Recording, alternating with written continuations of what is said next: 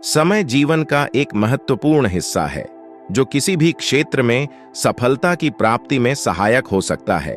यह एक सीमित संसाधन है और जिन लोगों ने इसे सही तरीके से प्रबंधित किया है वे हमेशा सफल होते हैं।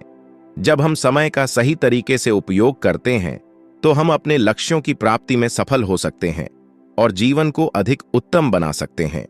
समय का सही तरीके से प्रबंधन करने वाले लोग न केवल अपने लिए बल्कि अपने परिवार, समाज और देश के लिए भी योगदान करते हैं। समय के महत्व को एक कहानी के माध्यम से समझते हैं।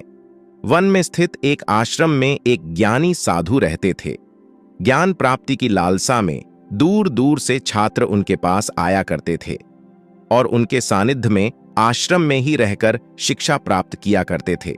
आश्रम में रहकर शिक्षा प्राप्त करने वाले छात्रों में से एक छात्र बहुत आलसी था, उसे समय व्यर्थ गंवाने में और आज का काम कल पर टालने की बुरी आदत थी। साधु को इस बात का ज्ञान था, इसीलिए वे चाहते थे कि शिक्षा पूर्ण कर आश्रम से प्रस्थान करने के पूर्व वह आलस से छोड़कर समय का महत्व समझ जाए।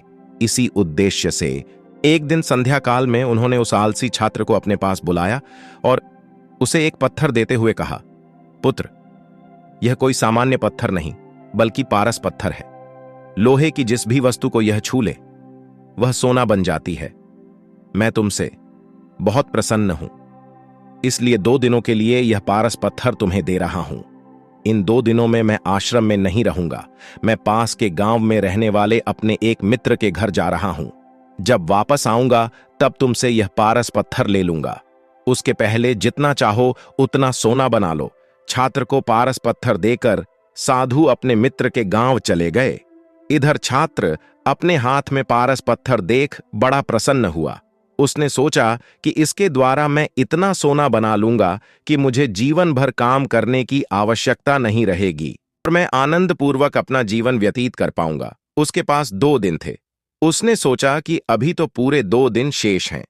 ऐसा करता हूं कि एक दिन आराम करता हूं, अगला पूरा दिन सोना बनाता रहूंगा। इस तरह एक दिन उसने आराम करने में बिता दिया। जब दूसरा दिन आया तो उसने सोचा कि आज बाजार जाकर ढेर सारा लोहा ले आऊंगा और पारस पत्थर से छूकर उसे सोना बना दूंगा। लेकिन इस काम में अधिक समय लगेगा नहीं, इसलिए पहले भर पेट भोजन करता हूं, फिर सोना बनाने में जुट जाऊंगा। पर पेट भर भोजन करते ही उसे नींद आने लगी। ऐसे में उसने सोचा कि अभी मेरे पास शाम तक का समय है, कुछ देर सो लेता हूं। जागने के बाद सोना बनाने का काम कर लूंगा, फिर क्या। वह गहरी नींद में सो गया।